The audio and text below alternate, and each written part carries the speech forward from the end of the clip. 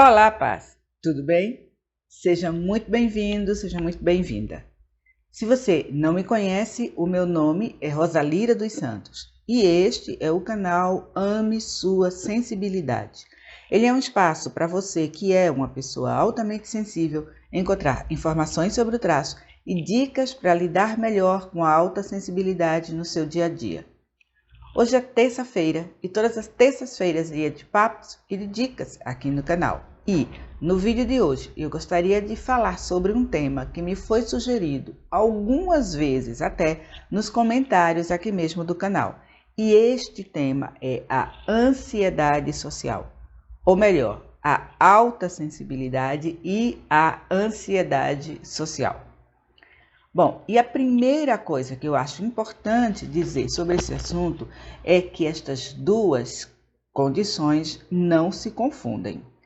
A ansiedade social é uma condição mental que exige um tratamento. A alta sensibilidade é um traço de personalidade, um traço normal que se encontra em uma parcela significativa da população. Como você já sabe, como eu vivo repetindo, cerca de 15 a 20% da população apresenta o traço da alta sensibilidade, que significa simplesmente um sistema nervoso central mais reativo, mais responsivo do que aquele dos outros 80% das pessoas.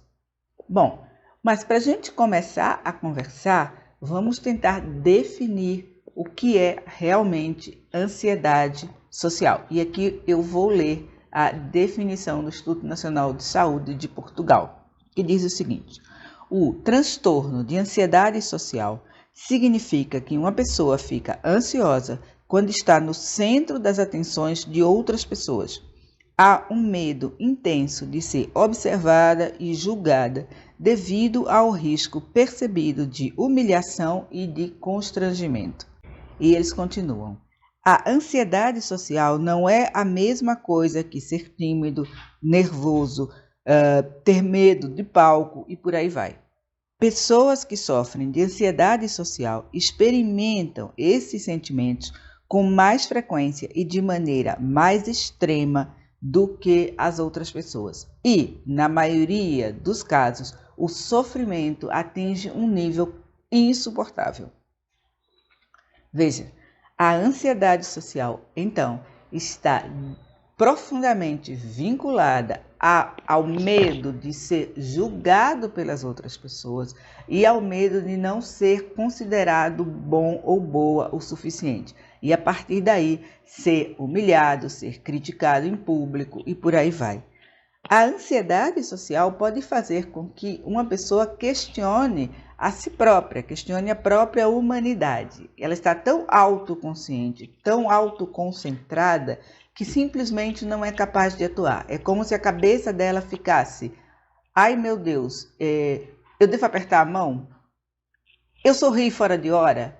Eu estou conversando com essa pessoa, eu estou olhando demais para ela? Eu interrompi ela? O que ela espera que eu diga? É hora de eu me apresentar? Enfim, a pessoa está tão autoconsciente, tão preocupada com seu desempenho, tão preocupada com a possibilidade de cometer algum tipo de erro, alguma gafe social, que simplesmente paralisa, trava e não consegue atuar ou o faz de uma maneira muito, mas muito abaixo da sua capacidade, que ela avalia como inadequada. Isso é uma coisa muito importante. Nem sempre a percepção que a pessoa com ansiedade social tem do seu desempenho corresponde à percepção que as outras pessoas estão tendo. O mais comum é que ela tenda a exagerar as suas dificuldades. Por conta disso, por conta desse medo extremo, as pessoas com ansiedade social tendem a organizar a sua vida em torno da ansiedade. Elas tendem a fazer o máximo de esforço para evitar aquelas situações onde elas sabem que vão se sentir desconfortáveis. E mesmo quando elas precisam participar, por exemplo, de uma atividade social, elas vão levar dias se angustiando pela perspectiva, pela possibilidade de cometer algum erro e, caso atuem de uma maneira que elas acham que foi inadequada, elas vão passar muitos dias após o evento revendo isso na sua cabeça. E, nesse caso, isso contribui para que ela se torne ainda mais ansiosa quando estiver diante de uma situação parecida, de algo que lembre o que aconteceu lá atrás. Bom, mas por que alguns de nós desenvolvemos ansiedade social e outros não? E, obviamente, qual é o papel que a alta sensibilidade pode, de novo, pode, bem com letras garrafais, pode desempenhar neste tipo de transtorno? Entre as razões que são estudadas até agora, as razões que estão sendo listadas são várias. Entre elas, há uma teoria que acredita que a ansiedade social seja desencadeada pelo funcionamento anormal de alguns circuitos cerebrais, principalmente aqueles que estão relacionados ao estresse e à resposta de lutar ou fugir, que é característica do cérebro quando sob estresse intenso. Além disso, também pode haver um componente genético. Então, é provável que se alguém tem ansiedade social, um ascendente direto também tenha desenvolvido esse transtorno. E o que eu estou chamando de ascendente direto? O pai ou a mãe. E também é possível que o descendente direto, no caso, um filho ou filha, também possa apresentar esta condição mental. Uma outra razão que todos os estudos apontam são as razões do tipo ambientais e psicológicas. É extremamente provável que alguém desenvolva a ansiedade social por ter estado em uma circunstância onde sentiu que atuou mal e foi vítima de humilhação ou de provocação. E pode ser também que o fato de ter presenciado uma situação em que alguém foi humilhado ou provocado também desencadeie em algumas pessoas a ansiedade social. E é aí que nós entramos no campo conhecido da alta sensibilidade. Por quê?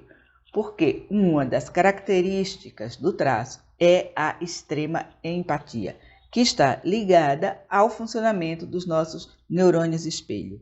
Então, é possível que um rapaz presenciando uma experiência na qual outra pessoa foi vítima de humilhação, foi vítima de provocação, foi criticado de uma maneira grosseira ou violenta, desenvolva a condição da ansiedade social. E, pela empatia, nós vamos entrando aqui no tema da alta sensibilidade e de como ele pode nos tornar mais vulneráveis à ansiedade social. Uma das razões é esta que eu já falei. A empatia pode fazer com que eu ou você sintamos tão fortemente a situação de outra pessoa que está sendo humilhada ou provocada que desencadeie em nós uma reação de ansiedade social. Uma outra coisa que pode nos tornar vulneráveis à ansiedade é o fato de que as pais sentem as coisas com muita intensidade, com muita profundidade.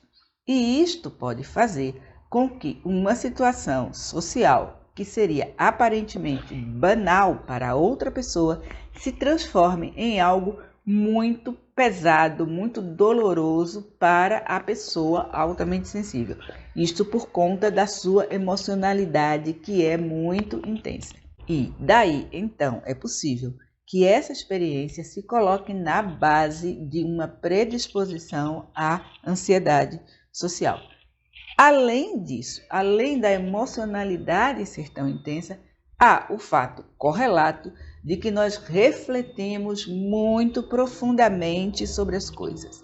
Então, esta emoção intensa, ainda por cima, pode ser agravada por todo o tempo que a pessoa altamente sensível pode dedicar a relembrar, a remoer a situação passada. E a pensar, ai, se eu tivesse dito isso, ai, se eu tivesse feito aquilo, ai, se eu não tivesse feito aquilo, se eu não tivesse dito isso, e por aí vai. Mais uma vez, a gente tem aí uma experiência que pode ser, no nosso caso, amplificada pelo próprio traço da alta sensibilidade. Um outro aspecto diz respeito ao fato de que nós, altamente sensíveis, somos pessoas extremamente sintonizadas com o meio ambiente. Já falei um pouco disso aqui, eu sempre prometo voltar a falar sobre isso. A nossa sensibilidade ao ambiente, ela é ampliada. Então, é claro que se eu estou num ambiente em que as pessoas estão julgando umas às outras, eu percebo isto mais rapidamente e isto me afeta. E, por fim, o ponto de vista da doutora Elaine Aron, que trata não exatamente da ansiedade social, mas trata de um correlato, né, que é a chamada timidez. Nos dois casos, a doutora Aron chama a nossa atenção para a importância de entendermos o que é a hiperexcitação. A hiperexcitação é exatamente quando nós estamos numa situação em que o conjunto dos estímulos, sejam ambientais, seja físicos, seja emocionais, é muito demais para nós. O conjunto dos estímulos produz hiperexcitação no nosso sistema nervoso, que é muito reativo. E a hiperexcitação afeta o nosso desempenho, fazendo com que a gente tenha um desempenho abaixo daquilo que nós costumamos fazer. Por exemplo, você já percebeu que você atua mal quando sente que alguém está lhe observando? Quando você está, por exemplo, fazendo uma tarefa e tem alguém aqui olhando por cima do seu ombro? Você já percebeu como isso lhe perturba e como isso faz com que você desempenhe mal a tarefa? Isto é o que nós chamamos de hiperexcitação na prática. E a hiperexcitação em situações sociais pode afetar o seu desempenho e pode lhe levar posteriormente a evitar determinadas situações e, com isso, desenvolver ou agravar um quadro de ansiedade social.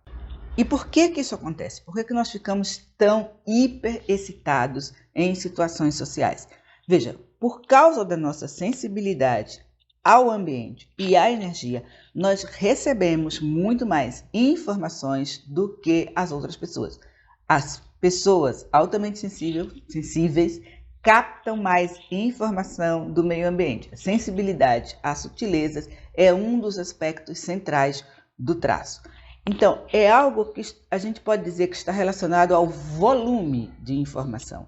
Enquanto uma pessoa não altamente sensível vai receber 10 informações do ambiente, 10 estímulos distintos, você vai receber 70 estímulos distintos. Então, há uma diferença aqui no volume. Por outro lado, todos esses estímulos precisam ser processados pelo seu cérebro e serão processados, seja de forma consciente, seja de forma inconsciente, com a mesma profundidade que caracteriza o traço. Esta profundidade leva a uma espécie de bombardeio de informações, porque o seu cérebro tenta responder a todas essas informações e tenta prever cada possibilidade. E, com isso, é possível que a pessoa altamente sensível comece a se sentir nervosa, comece a se sentir angustiada e até mesmo tenha uma reação que parece de pânico ou de ansiedade social. Eu vou dar um exemplo. Imagine que você foi convidado ou convidada para uma festa e você foi com um amigo que não é altamente sensível. Você chega na festa junto com seu amigo cumprimenta a pessoa, o anfitrião, olha a sala, vê as pessoas, procura um lugar para se sentar, senta e começa a festa. Você olha a sala, vê as pessoas, pensa, quantas pessoas aqui eu conheço? Ai meu Deus, eu não conheço quase ninguém, eu tô achando que a sala tá meio quente, não tá? e tem aquela pessoa ali que está sentada tão sozinha, tão... Será que eu devia sentar junto dela? Ou peraí, será que eu devo primeiro conversar mais um pouco com a anfitriã? E se ela me colocar em um grupo, você começa a pensar todas as possibilidades. Cada estímulo vai desencadear em nível consciente ou inconsciente uma reação. Você começa a ver que o quadro está torto, você começa a perceber que a música está um pouco alta e por aí vai. Então, quando você finalmente resolve, consegue se sentar, você já está exausto ou exausta. Por conta disso que eu estou chamando de bombardeio de informações cognitivas. Seja vindo de fora, seja dos seus próprios pensamentos, seja das possibilidades que você está imaginando. Perceba que, do ponto de vista externo, do ponto de vista de uma pessoa não altamente sensível, pode parecer que você tem problemas com interações sociais. Pode parecer que você é tímido ou tímida e pode até parecer que você sofre de ansiedade social. Eu não estou dizendo que não existem pessoas altamente sensíveis que sim padecem do transtorno de ansiedade social, tal como a gente definiu no começo, algo extremo. Porém, muitas vezes o nosso comportamento causado pela hiperexcitação pode parecer para os demais e até mesmo para nós, quando nós não conhecemos o traço, pode parecer que é algo relacionado à ansiedade social, quando, na verdade, trata-se da hiperexcitação e de como a gente se bloqueia quando tem muitos estímulos e muitas possibilidades que estão rodando aqui no nosso disco rígido, ok? Bom, dito isso, eu trago aqui 4 sugestões da própria doutora Aron para a gente lidar com situações sociais onde a gente fica hiperexcitado. A primeira sugestão da doutora Aron, e a mais importante, é que você perceba que hiperexcitação não é a mesma coisa que medo. Não subestime o poder de entender, compreender as suas reações e entender o que está acontecendo com você. E pense que, mesmo que você esteja se sentindo julgado ou julgada pelas outras pessoas, aquelas pessoas não estão vendo o seu eu verdadeiro, que é descontraído, que é amigável, que é tranquilo, quando está num ambiente que não produz esse nível de hiperexcitação. Eu imagino que seus amigos, por exemplo, devem considerar que você é uma pessoa engraçada, você é uma pessoa leve, você é uma pessoa agradável de se ter por perto. Então lembre-se que o que está sendo julgado é um momento apenas do seu desempenho. Não é a pessoa que você é a pessoa que você é sobre uma situação, sob uma situação de hiperexcitação, ok? Bom, a segunda dica da doutora Aron pode parecer um pouco difícil, mas ela sugere que, por exemplo, numa festa, você procure outras pessoas altamente sensíveis. Ora, nós já sabemos que as pessoas altamente sensíveis correspondem a cerca de 20% da população.